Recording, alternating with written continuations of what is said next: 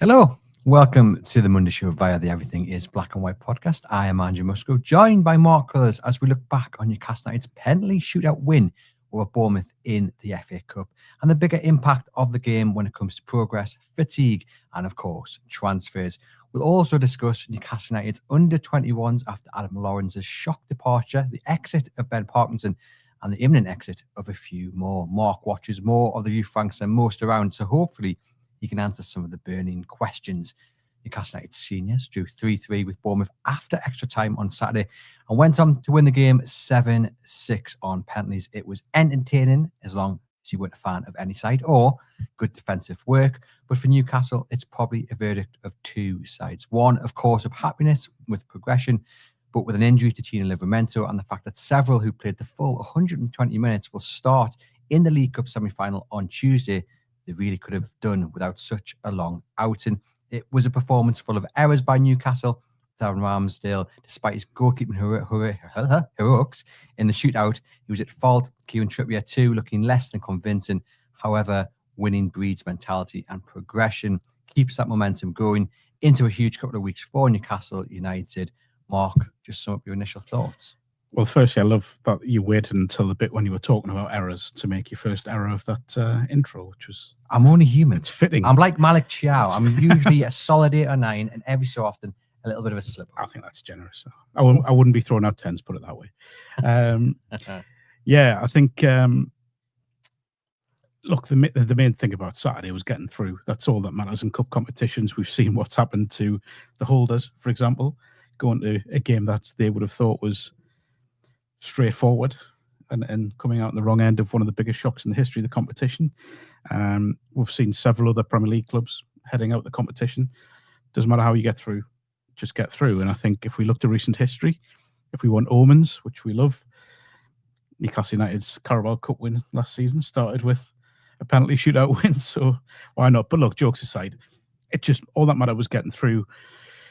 Obviously the day is slightly, or the joy is slightly tempered by a debatable performance, questionable performance, the injuries, and obviously, as you say, the errors as well. But the main thing to take, if we're just being positive, which I know we can't be, is that they're through and into Monday's draw. Starting 11 was really interesting. You could argue that before Tino gets injured, you've perhaps got 6 lads who started that game against Bournemouth who will start or feature heavily against City on Tuesday. For me, the starting 11 showed two things. One, how serious Eddie Howe was taking it, despite that huge game in the League Cup, despite the busy schedule coming up. And two, just what little options he's actually got to make a full and proper sweeping change when it comes to the starting 11.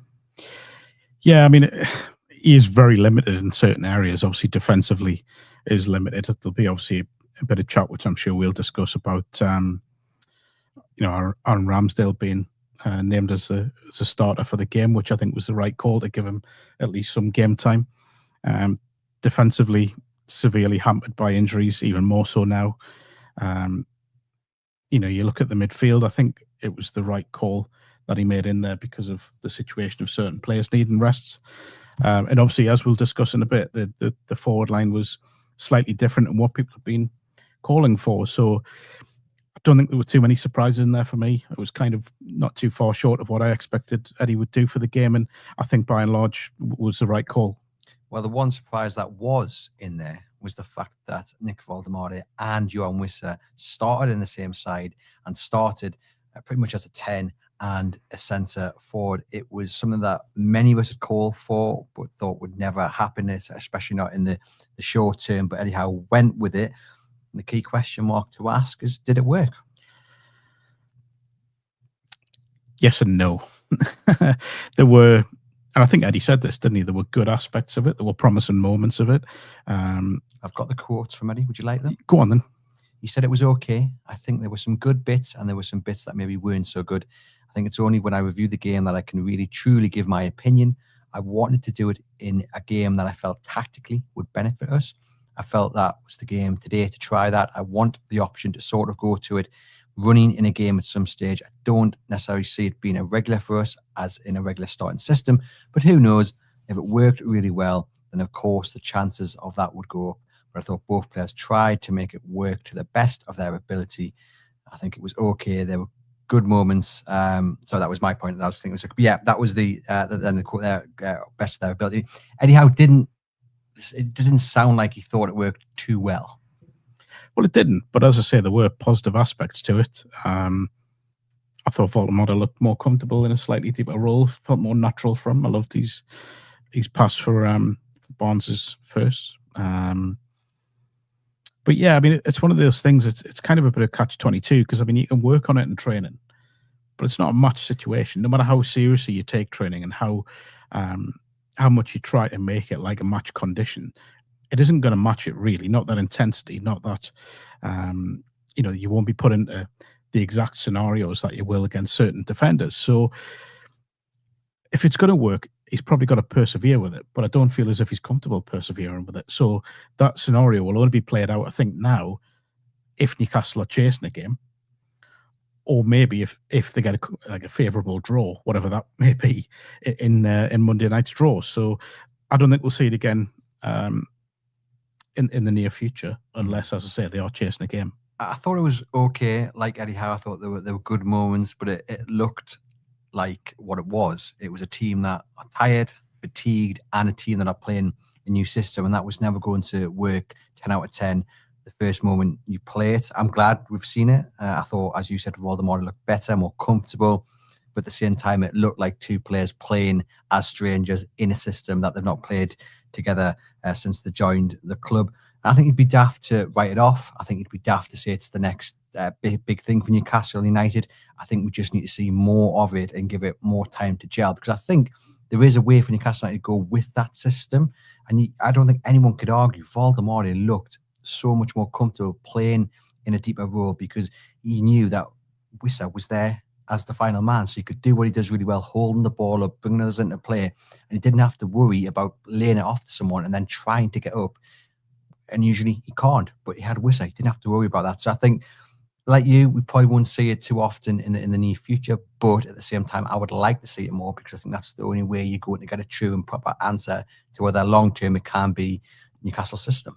I guess we've probably seen the performance of those two as a partnership summed up the performance as a whole, where at times it looked a bit disjointed, as if there wasn't really a connection there as such. But then there were, nice little bits of interplay as well that sort of gave reason to think it could work at some point in the future. But I don't think it did enough to convince Eddie that that's the way to go forward on a consistent basis. It will be, what's coming here. It will be a plan B. But again, I mean, I don't think he plays that system on Saturday fully expecting to be convinced. I'd agree. It's not going to click first time. And you mentioned there, didn't really have too much of a connection between Voldemort and Whissa, but that's not necessarily what I'm looking for in that system. I don't think that was maybe the first priority. I think the first priority really is making Voldemort look more threatening, playing to his strengths. And that's what that system does. It plays to his strengths. So the fact that him and Whissa maybe didn't hit it off straight away in that system doesn't bother me too much, because what did happen was that Voldemort, in a bit more of a freer role, I think had more of the ball. And again, that word, he just looked more comfortable. Well, I don't think he's looked 100% comfortable with his back to goal and trying to play that hold-up game as the 9, as the out-and-out striker. And I think there have been times, particularly against your stronger sides in the Premier League, where that just hasn't helped Newcastle. And that's no fault of his own, because he's not really used to that role. He's certainly not used to it in the Premier League. But I think what we have seen from Voldemort is enough to suggest that he can be a big part of the club going forwards, and I know it's really early still, but I feel he'll only get better with more and more game time in the Premier League and getting used to the intensity. And also, we're going into a period now, I think it worked out from January the 3rd until the first week of February, Newcastle got 10 games in 4 different competitions. So everyone in the squad, whoever's fit, available, or may come in, hopefully, more of that in a moment, there's a bit of a crash course going over these few weeks where they are going to have to use everyone. There's no doubt about it. And, every player in that squad should be going into this period of games thinking, I can really establish myself in this side for the long term by putting in a series of consistently good performances and strong performances. So everyone should be motivated. Nick Voldemort no more so than anyone else. I think his move has been a positive because he has provided goals. He's provided something different. He's provided some wonderful moments. But we have also seen something that makes us realise there is still work to do there.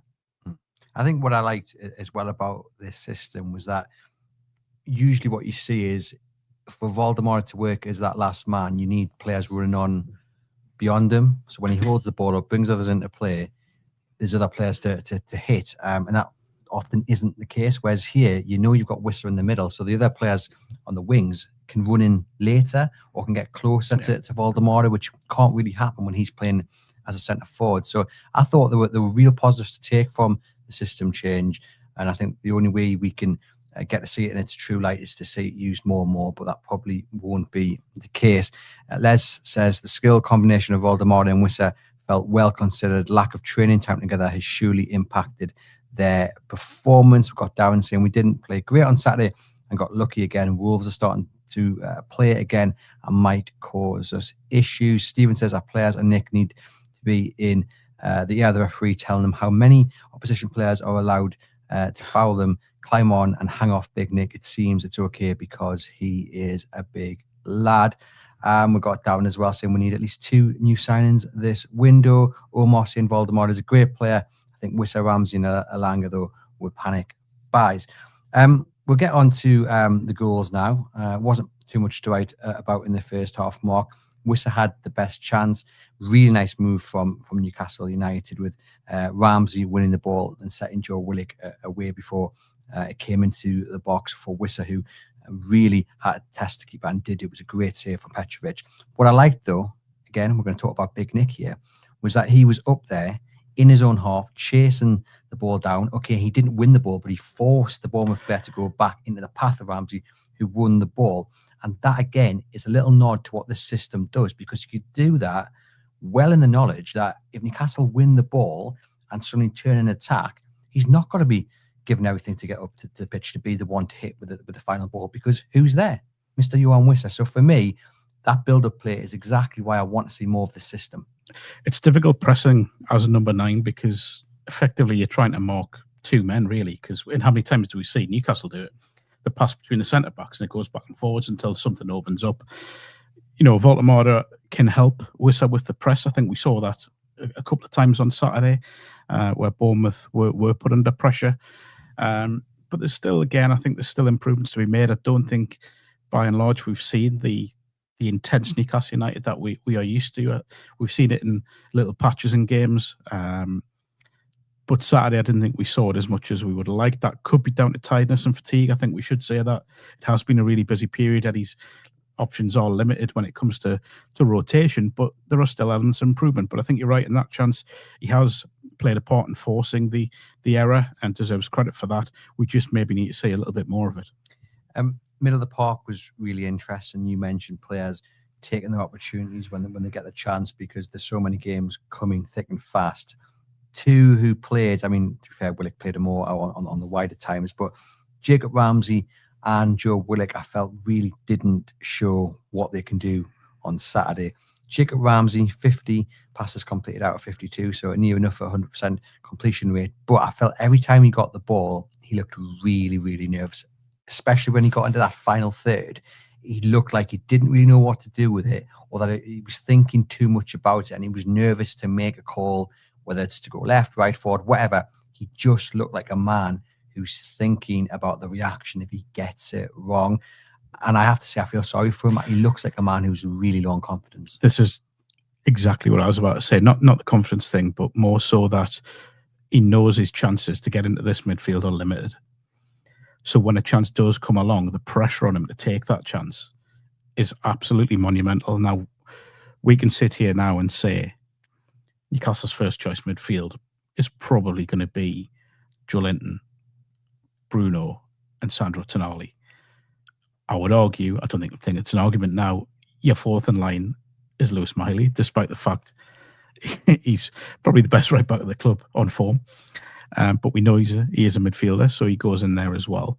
So then you've got Willock and Ramsey, who find themselves in kind of a similar situation where they have to take the chances. Now, I said last week, and I stand by this, I think Willock is approaching the natural end of his time at the club. whether that's before the end of this window, if a suitable offer comes in, or in the summer. So then you're left with Ramsey, who really has to start taking chances, and he's going to get them over the next month. I think this is a huge month for him in particular, because I think if he can find some form and have an impact, a positive impact, then his sort of settling in process to life at Newcastle will become a lot easier.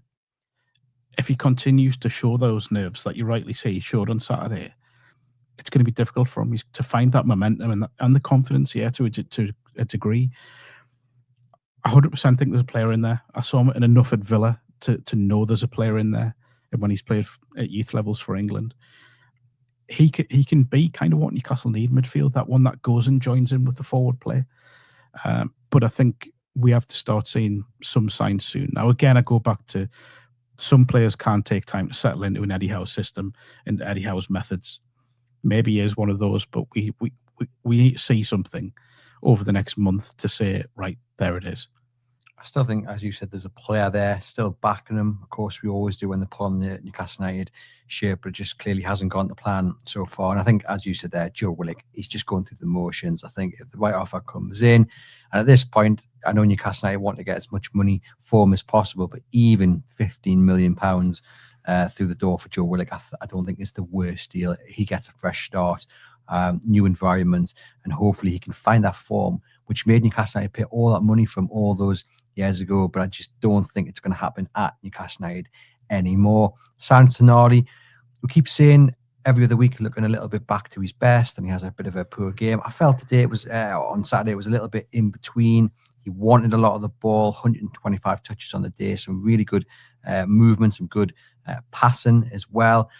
He's kind of splitting the Bournemouth forward line, which was really good when Newcastle had the ball in deep. We've got to see more of that from him. Would you? Yeah, big week for him as well, we should say. Becoming a dad for the first time as well. We shouldn't forget they are human beings as well. So he's been through it in his personal life in recent days. We both know how draining that can be. So I think for him to go out on Saturday and put in that sort of performance, and on the back of such a difficult night against Leeds, I thought it was a difficult night for him. Was nowhere near his best. But again, I just feel with Sandro Tonali, you can't doubt what he's got. You can't doubt his quality.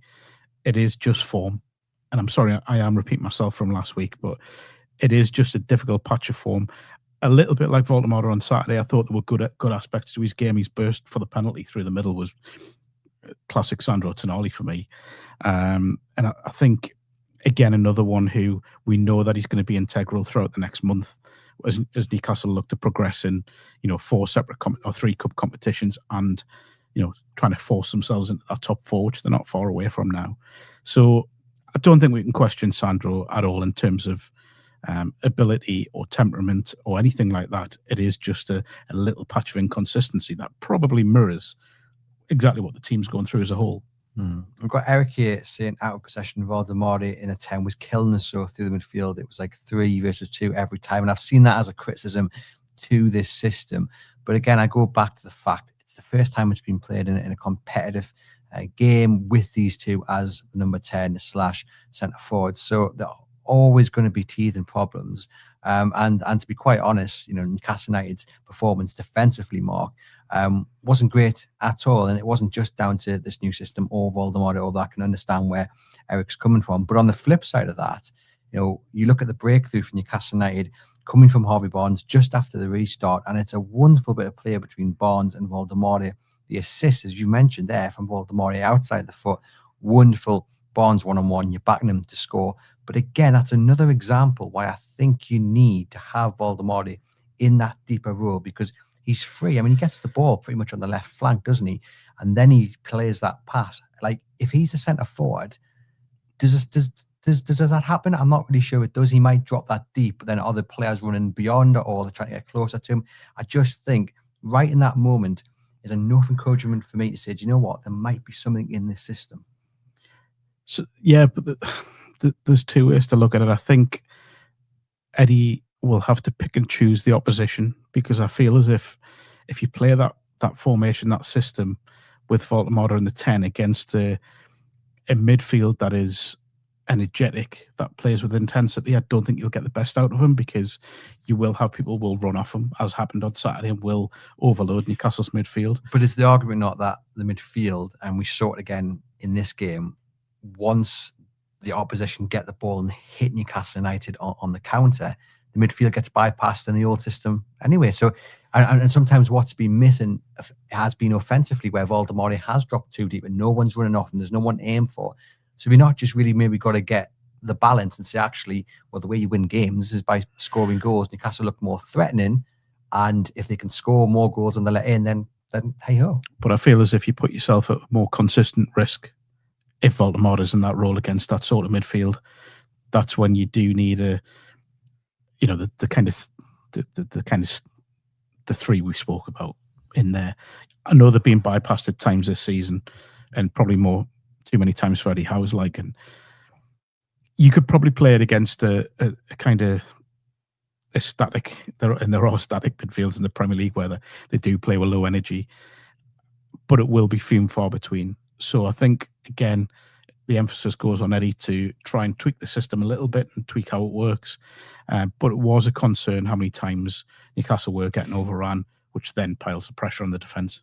Could you remove the threat from the flanks, in terms of you could still have that midfield three? You could then have Voldemort behind Whissa, and then you move, at this point, Barnes into more central role, but giving them the freedom to run out wide. And you still got that midfield protection, even though it's not been there all season. Yeah, I get it, but I think then, look, Harvey Barnes is Newcastle United's biggest threat at the moment.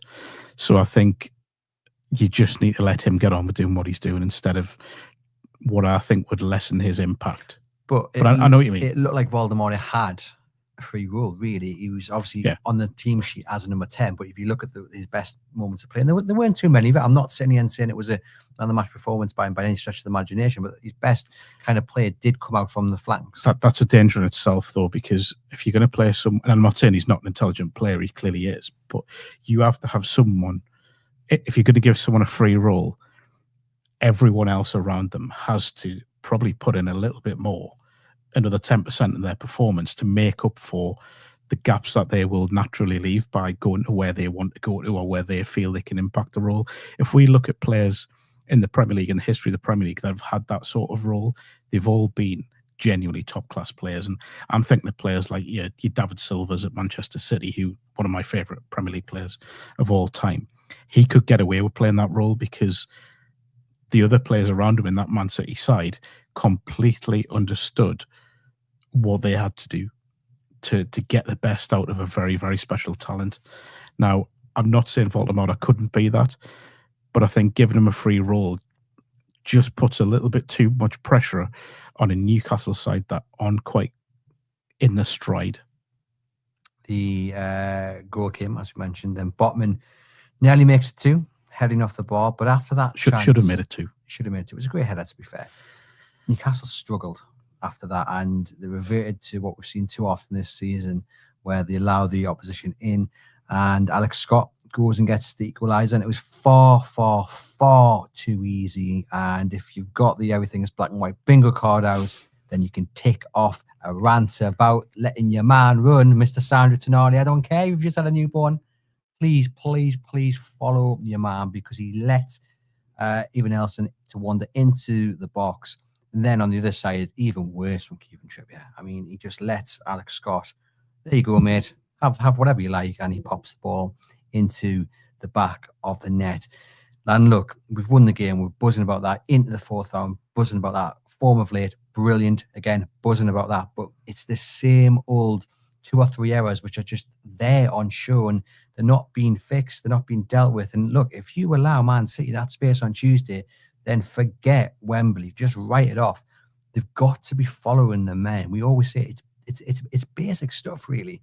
And I get the tired, and I get the fatigue, and I get that anything can happen in a moment. But let's follow our men in the box. Come on. Yeah, you're right. I mean, Tuesday, if Newcastle don't follow Man City's runners, it'll come to a very nasty end, because we know that Manchester City have the sort of players that will commit Newcastle's defenders. So it's going to have to be the most disciplined performance of the season defensively on Tuesday night. But what a night it should be at St James's. But yeah, going back to what you're saying, I think, look, there'll be no one more disappointed in those occurrences than Kieran Trippier himself and Sandro Tonali himself. They'll know. Nobody needs to tell them. They're both vastly experienced. But it has happened a lot this season, not just with those two, by the way, not singling them out by any stretch. It's happened a number of times where Newcastle players are just switching off and getting punished for it. It's a lack of concentration. Maybe at some point it's been a lack of confidence and concern of leaving other gaps free. But it's going to have to improve if they're going to, hopefully get through to Wembley, hopefully continue pushing on in the FA Cup and the Champions League, and as I say, pushing towards that top four. I think there is a little bit of muddled up thinking in the defence, but purely just because there's been that many changes in defence, and I'm not sure the communication between the defence and midfield is quite where it should be at the moment, which is why there is a lot of gaps up here. And I think Bournemouth, to their credit, punched it brilliantly on Saturday. Yeah, exploited. Kieran Trippier, back from injury, 34 years of age, and he looked every bit of a 34-year-old trying to keep up with a very, very pacey player in either Brooks or Alex Scott. I mean, the second goal, Brooks scores it, and the build-up, he absolutely burns Kieran Trippier up the flank. And Kieran Trippier has given his absolute everything to keep up with him, but he just can't get anywhere near him. And I don't know if you've heard the story about when Kevin Keegan realised it was time to hang up his boots, and he just said, he realised he couldn't keep up with a player. And I just wonder if that was a moment in Kieran Trippier's mind on Saturday where he felt, yeah, I'm getting a little bit too old for this. I think he'll probably move on in the summer. Yeah. Great servant. His experience, I think, has been missing while he's been out.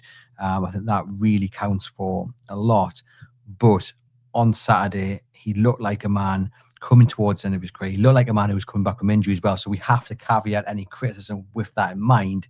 However, it wasn't a particularly good afternoon for him. And that goal for Bournemouth, that second goal, kind of summed up how bad it was, really. Yeah, I mean, we shouldn't forget he hasn't had a lot of football recently. He's just still working his way back from injury. But yeah, I'm not going to defend him at all. It wasn't a great performance at all. But again, nobody will need to tell Kieran Trippier that. He will know that he should have done better in certain situations. I just think there's a little bit of, it doesn't matter how experienced you are, come back into a side. It is always difficult to get back into that flow straight away to make those decisions that you would have been making if you were playing regularly. So I think there is maybe a little bit of a defence there, but he's got himself into a position where he's just got done too easily, far too easily. I agree. I'm not sure he will stay beyond the summer, but we also shouldn't underestimate just how big an impact he has had at the football club.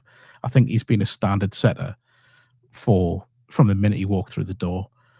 I still think he has a big role to play between now and the end of the season, whether it's on that kind of off-field coaching role that he took on when he's been on the bench, or when he comes into the side, he will have a big role to play, because I think this back four has been lacking a bit of leadership at times.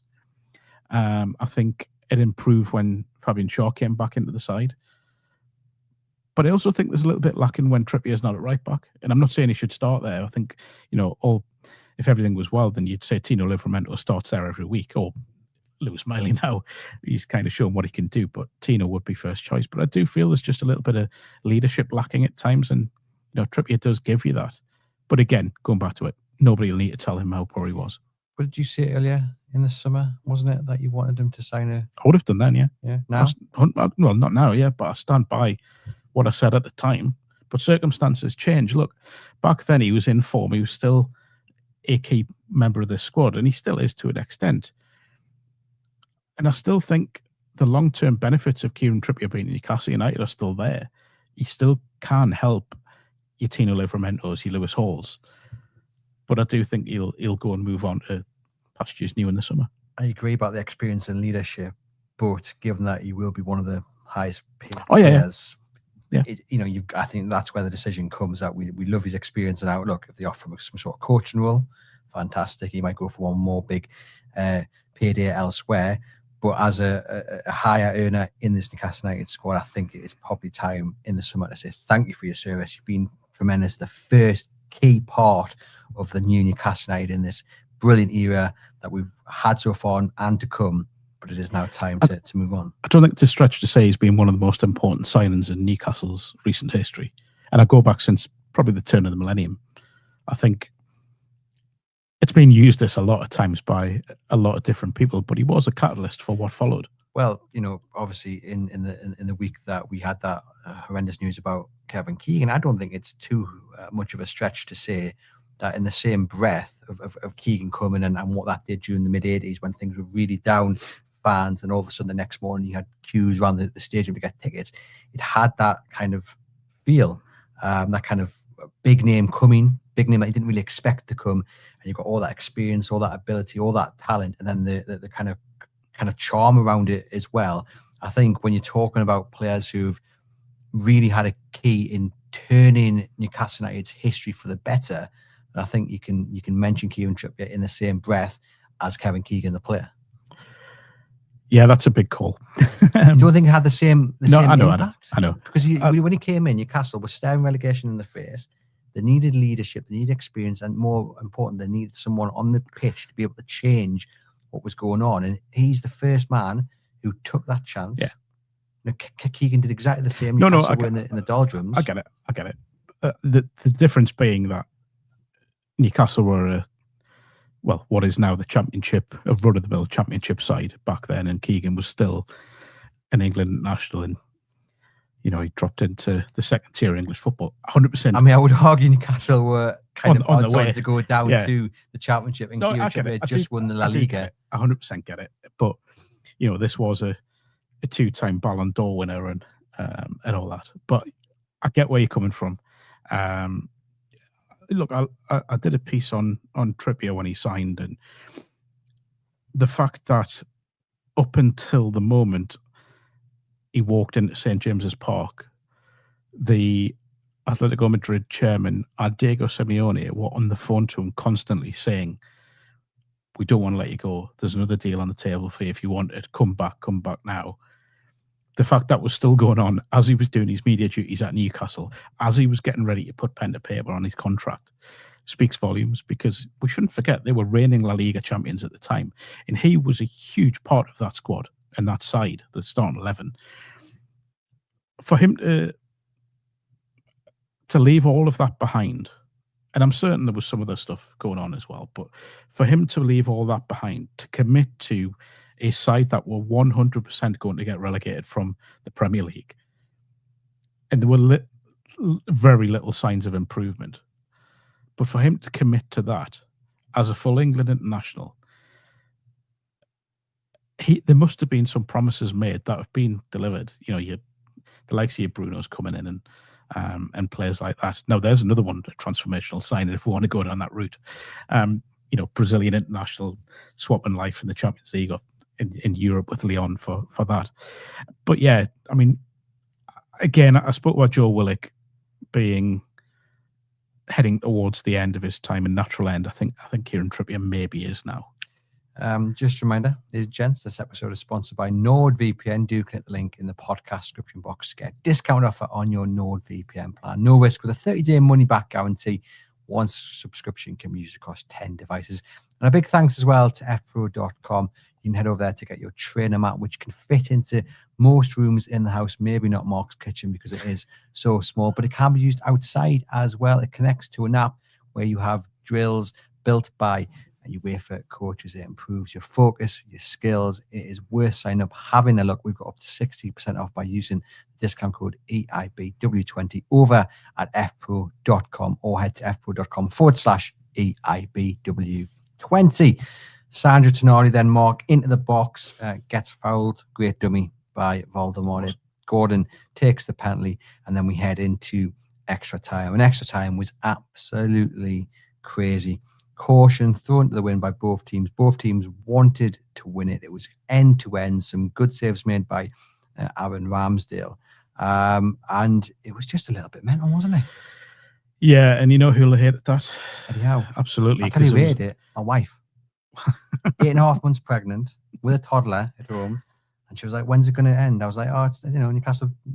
No, and just on and on. Then the penalty shout, Cheers, Anthony Gordon, for missing that chance, by the way. Got me into the bad books. But yeah, Eddie Howe would have hated it more. I wonder if that means since you're going to become a dad again in the next few months, we're going to get inconsistent performances from you as well. That'd be interesting. Maybe next few months, next few weeks. Next few weeks, yeah. Sorry, yeah. Yes, look, actually, you know who else would have hated it is Sandro Tonali's miss. Andoni Iraola would have hated it as well because he loves control in his sides. They're very similar managers, I think, Iraola and Howe, that they both play a similar sort of style. They both want maximum control from their players. And I don't think either set really gave them that throughout the 120 minutes, by the way. I mean, if you were neutral, you're all over that game. Especially extra time. Yeah, absolutely. And I just, you could sense the tiredness, arguably more so from Newcastle, having been through what they went through on Wednesday night against Leeds. Now, I don't even just mean physical tiredness there. The mental fatigue the players were showing right the way through to the penalty shootout, by the way. You could sense it, and you could sense that chances were coming from both sides. Yeah, I think Ramsdale made some big saves in extra time. The frustration was once Newcastle got ahead with a really well-worked goal, they then conceded an equalizer within whatever it was, 90 seconds. That was so avoidable. And all it was just a complete lack of concentration and communication. And I think this is the frustration with Newcastle this season. They do a lot of positives, but then a lot of times during the season, they've undone them by completely being unable to do the basics of the roles. And that is your concentration, your communication. This is why people are getting frustrated and saying that this side should be doing better than what they are. Now, look, they have got unbelievable talent within that squad, which is why we are going into this game on Tuesday night against Manchester City with a chance of getting to Wembley for the third time in 4 seasons. It's why they are within touching distance of the knockout stages of the Champions League for the first time. It's why they are in the FA Cup 4th round and why they are close to a Champions League spot in the Premier League. So there is a lot of positive, but I will also go back to saying they could have been in a far, far more positive situation if the communication levels, if the concentration levels were just a bit higher at key points in the season, and that was shown no more so on Saturday than on Saturday. Yeah, because the frustration comes when it's your own fault. Yeah. You know, if you've been beaten out of a bit of quality or just a sublime bit of opposition, then fair enough. But when it's your own silly mistakes happening time and time again, that is where the frustration rises. So you can be positive about all those things Mark's mentioned, while at the same time criticising the mistakes which continue to creep up. I mean, look, Barnes gets the header at the end. It's a lovely cross into the box. He thinks he's won it. The players will be very happy to finally get into the warmth. As you said, great cross, by the way. Beautiful cross. Great finish as well. Go up. And then this is the thing, like, Botman's done his job really of curtailing Tavernier into the box, and Ramsdale has to come off his line quicker, but also just with more confidence, because he does come off and then he kind of just delays. Yeah. And then Malik Chow comes across, and Botman's obviously expecting Ramsdale to get it. He doesn't, and it's put in the back of the net. But that miscommunication, it wasn't a good look from Ramsdale. It wasn't a good look from Botman in them, because you think, well, can he actually put his foot through it? But in his defence, he's done his job. I mean, Joelinton was absolutely raging at Ramsdale, understandably. Then we go into... Which I loved, by the way. Yeah, but we said that last week, wasn't it? I want players to be angry when players aren't doing their jobs, because... Look, we're going to all go on and we want all the players to be best mates and want them all to be like, get on. But at the end of the day, there has to be accountability as well. So when players do make mistakes, they have to be called out on it, and not by supporters, but by, or journalists, or anyone, or pundits, but by each other. And I'm fairly certain behind closed doors that will happen. Now, that may not have happened in the aftermath of the game because of it would have been a celebratory dressing room. But I dare say in training today, when the analysts have had a look at the game, and Eddie Howe sat down with the players and said, look, this has happened, this can't happen, there will be accountability then. So I don't think it's necessarily a bad thing that there was a public show of a kind of a rebuke of a player for making a poor decision. It's what they've been lacking. Yeah. It's what they've been lacking. And Joelinton, since he's come back from injury, he's been in great form, but he's brought back that real vocal tendencies that's been missing from the starting 11 for me, obviously with the absence of Dan Burn, with the absence of Kieran Trippier, it has been missing, and he's stepped up to the plate, and he has really shown why he's crucial when he's on his days, Joelinton. So I was all for that Gordon chance at the end. that is a worse chance than the Joe Willock one for me. Yeah, he's just gone too much at it, hasn't he? And it's a far more simple finish than he made it look. I jumped up, as you do, when the ball goes into the box, and my mate to the left of me, I jumped up in front of him, and then I sat back down. He was like, "What? The keeper saved it." And I was like, "No.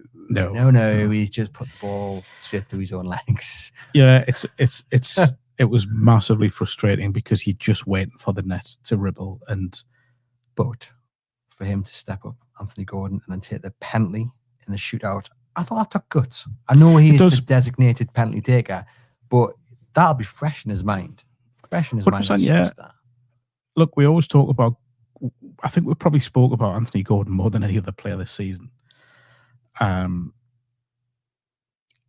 don't think he's hit anywhere near the levels that he expects, not even the ones us as journalists or supporters or anyone expects. He hasn't hit the levels he expects. I think he's kind of admitted that as well. But his mentality to step up and take a penalty so soon after what should have been a match winner, I think it does show a lot of guts, and he deserves credit for that.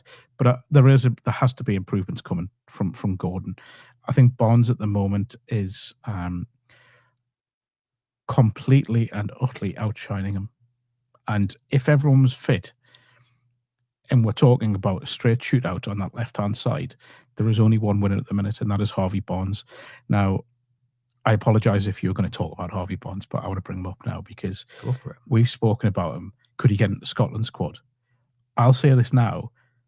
If he continues doing what he's doing for the rest of the season, there is no reason whatsoever why he shouldn't be at least under consideration for the England squad.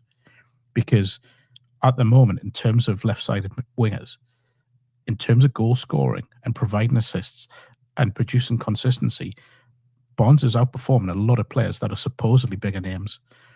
That said, I think Tuchel probably has that part of his squad settled, and I think Gordon will be one of them. I hope what doesn't happen is that he gets led down the Gordon path, because you want him at the World Cup. And I know it's not easy for Tuchel to give him a bit of a heads up or whatever, but I just hope he's able to make an informed decision ahead of time, so that if he's not going to get that England squad, he can go with Scotland and he can play in the World Cup, because I'd hate to see him miss out. Well, we can't be too far away from an international break, because we know this season you're never that far away from an international break. Is it March? If he continues his form for the next 5-6 weeks, there is absolutely no reason why Tuchel shouldn't at least have a look at him. However, if I was Steve Clarke, I'd be making that call now, because I think he would be a massive, massive asset in that Scotland squad. I think if they can show, and this is either team, either country, that they want him, I think a player wants to be wanted.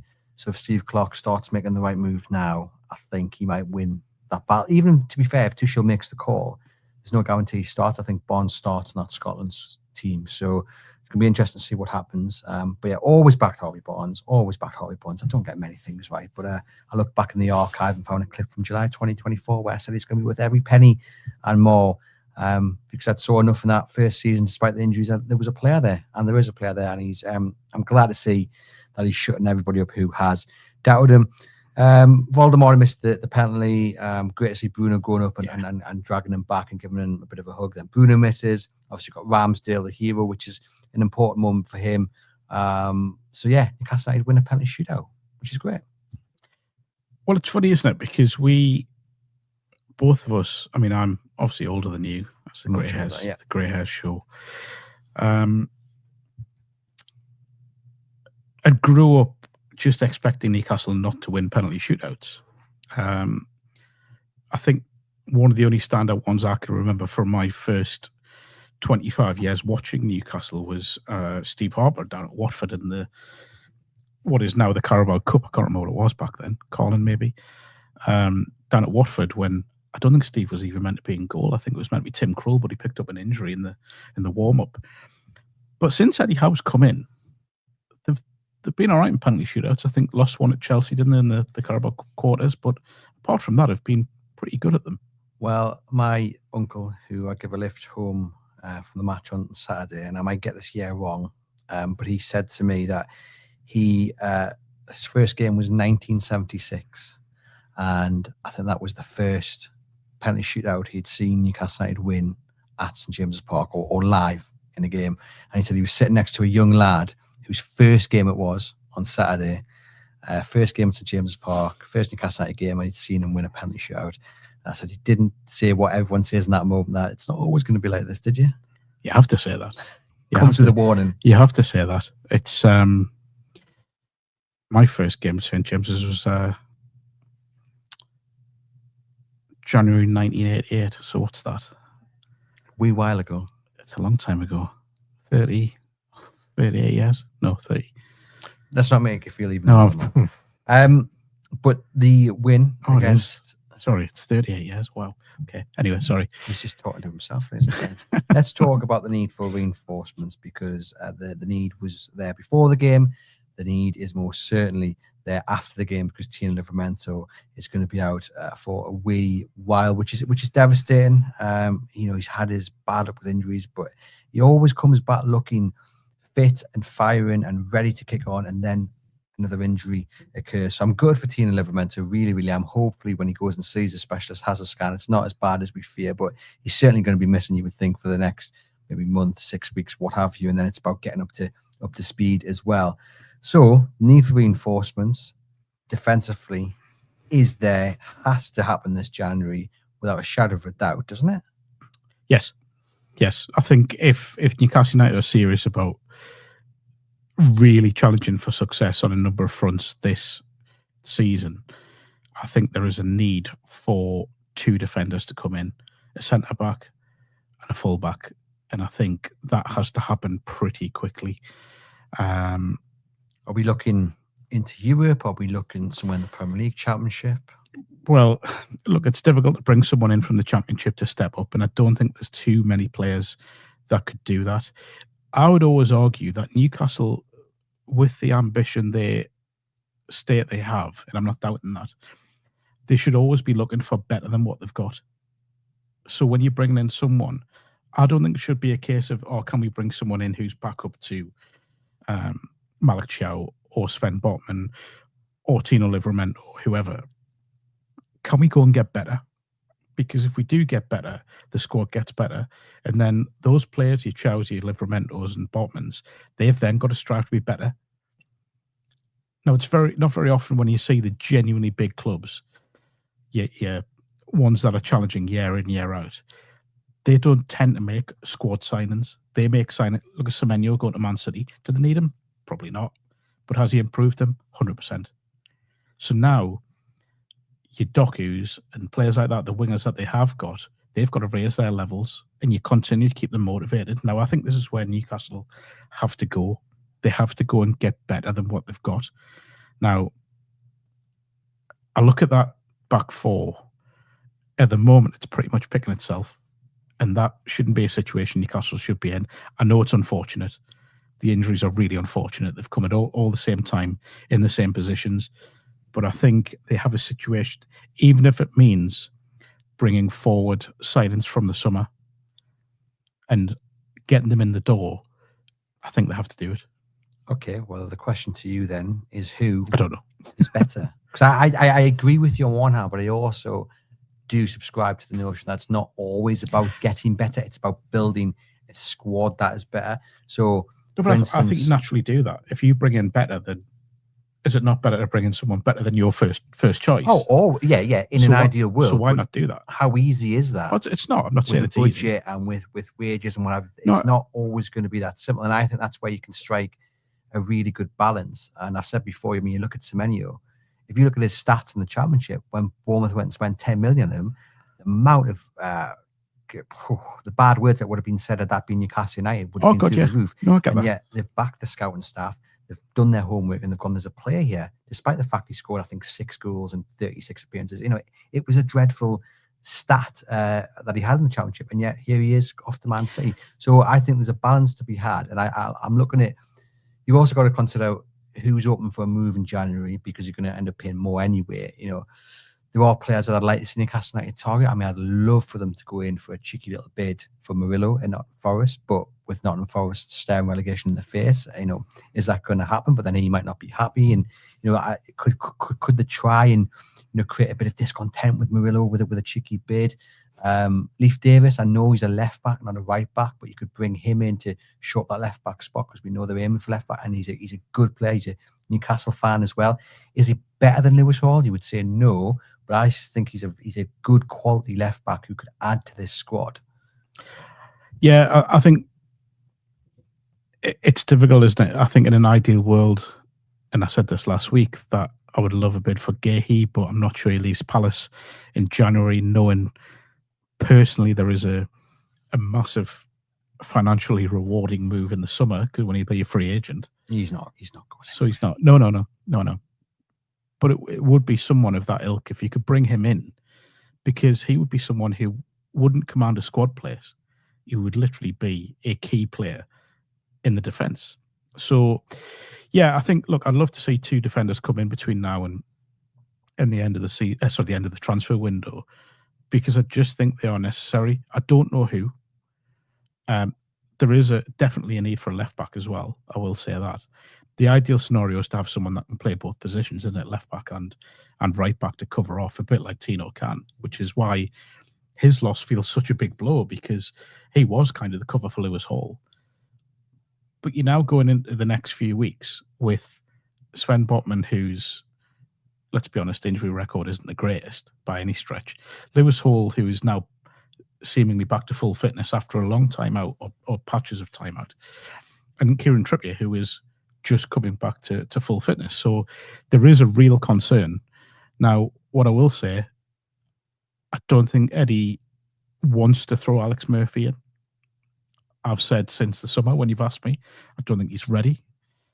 So I think there is a need for a left back as well, but I think it's going to be really interesting to see how that plays out. But yes, I do think certainly a centre back is needed. And I know Dan Byrne's still 2-3 weeks away, isn't he? So got Omar saying he agrees with the suggestion of Leif Davis. He wants one or two centre backs in as well. Ian wants to see Mark Gay in.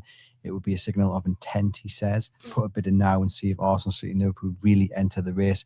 If they don't, we'll have a top defender. Darren says Smith looks class. Obviously, that's the midfielder. I think that one with Smith, in an ideal world, Newcastle would do that this month, but I think that the priorities for this month have now changed. I don't think a midfielder will be the priority. I agree. And I've seen, since he's been linked with Newcastle, I've tried to watch a bit of him in the Eredivisie. He does look a player, but I think that may be a summer one. The problem then is, I think in the summer, other clubs will be... Get it done now and keep him on loan. Yeah, I mean, there is that option. I just think then, we look at the financial side of it and how it looks for Newcastle at the minute. I just think the priorities have to be elsewhere. And also, I will say, again, we both said this, in the summer, a goalkeeper has to be one of the priorities. Be interesting as well to see if they do indeed recall Matt Targett. That's also an option. I mean, if he'd stayed, he would have played a lot of games in Newcastle United. But the thing with Targett is, I know people have sort of questioned him, but he's gone into the Championship, and I know it's a Championship, and I've kind of said that I don't think there's players capable of stepping up, but he has hit form. He has got confidence back, and we know he can play in the Premier League, so maybe it's not the worst option. There's always players to step up. You've just got to do your homework. Don't be writing off Championship players. I'm not writing players off. Just few and far between. Eddie Howe asked about transfers in his press conference, said regarding transfers, everyone is really supportive. I think the problem for us is PSR. I don't think there's any issue with anyone saying we can't do this and we can't do that. It's more about what we can do, not what we can't do. The key thing for us to consider is business now versus business in the summer. It's value for money now, value for money in the summer, and signing the right player. If you sign the wrong player now, you are carrying that for 3, 4, or 5-year contract. All the right players available in January. There is a lot to discuss and a lot to consider for our short-term needs and long-term decisions for the football club. Again, I go back to the original point on transfers. If Newcastle don't sign someone this month, Eddie Howe and Newcastle United are going to be in quite a sticky position when it comes to personnel to choose. Well, the owners and the hierarchy at St James's have to back Eddie Howe for everything that he's done at the club, and have to back him in moments like this. And I'm not saying that they won't or haven't, but this is a critical moment. This next 2-3 weeks can define not just the remainder of the season, but I feel as if the kind of longer term at Newcastle as well, because it'll be a sign of Eddie's quite clearly saying that they're struggling to get a side out in defence. You know, they shouldn't have to force Lewis Miley to play at centre back or right back. They need to go and back the manager and give him the best possible chance to really attack the second half of the season. It's not beyond the realms of possibility. There is another cup in the cupboard come the summer. You know, they could win the Carabao Cup again. They could. God, you've no idea how much I would love Newcastle win the FA Cup. Like, since I was a kid, that was my thing. I want to see Newcastle win. And I think people my age, a lot of them would agree with that. So they need to give Eddie the best possible chance of doing so. And I think they have to go out and get a centre-back. They have to go out and get a right-back and just give him a chance to really go at the second half. Yeah, let's go for Mickey van der Ven. Things aren't going well at Spurs. Could they get in there, you know, again, upset a little bit of a player, turn his head, who knows? That's wishful thinking. On to then the under-21s, Mark, because it's been a bit of a weekend for it. Adam Lawrence has only been in the job a few months, and he's announced his departure. Speaking on LinkedIn, he said, after being at the club for a short period of time, this was a really difficult decision to make. However, there are times in life where you have to make tough choices, and this is one of those moments. I would like to thank Steve Harper for the opportunity to work at such an amazing club and wish the academy and club every success in the future. Newcastle is truly a special place. I look forward to exploring potential opportunities that are out there for me. So I guess the first thing to say is that it was his decision to go, and you spoke to him on Friday, and by all accounts, it was an unexpected decision to go. Yeah, so we're beaten late on against Middlesbrough on Friday night.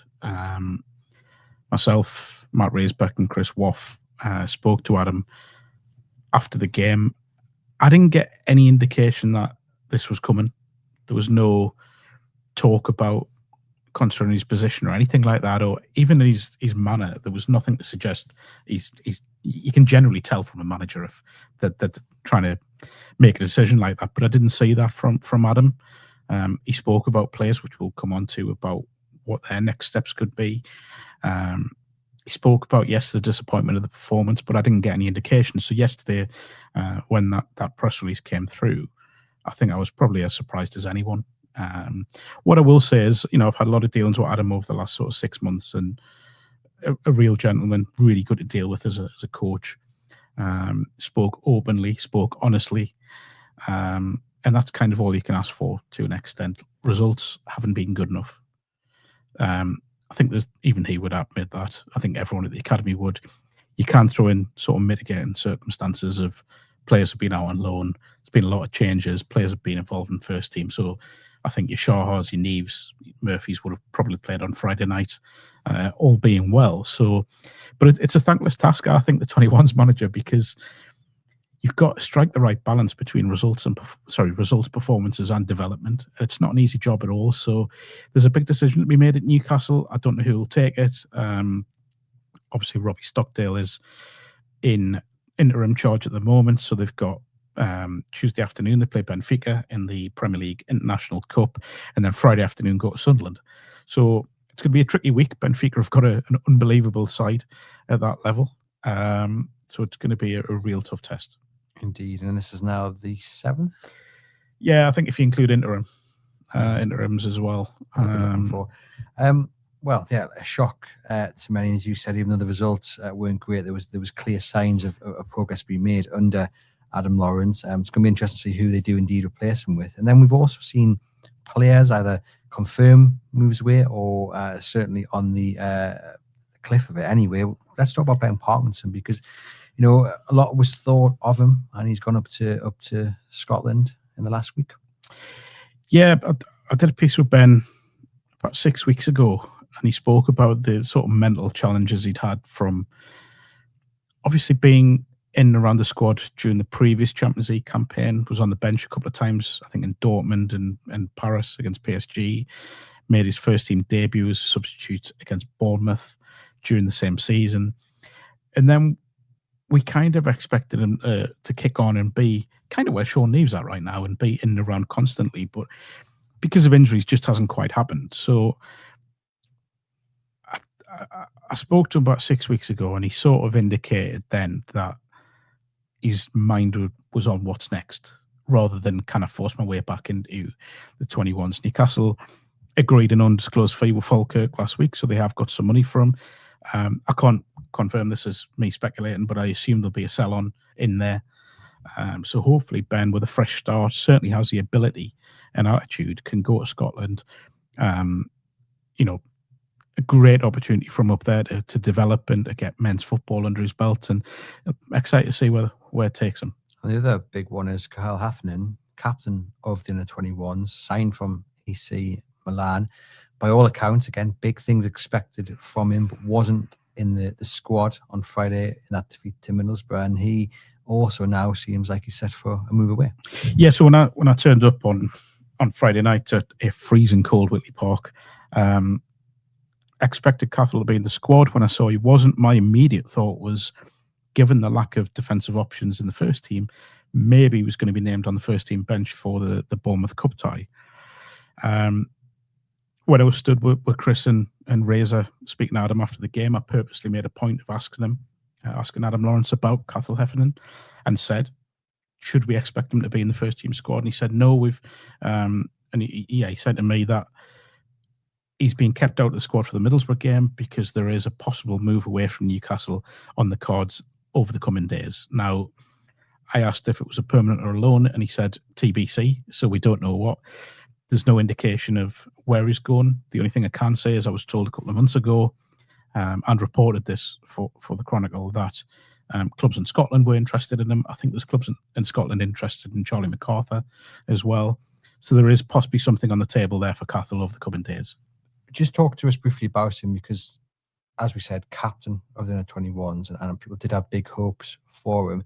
Is it a case that, maybe if a team who can offer first-team football comes knocking, it's the right move for him? Because some people have speculated on Twitter, and it's more of a generalisation that this is kind of a Ross Wilson cull of the under-21s, and I think that's a little bit harsh. It is just a case of, the right doors opening at the right time.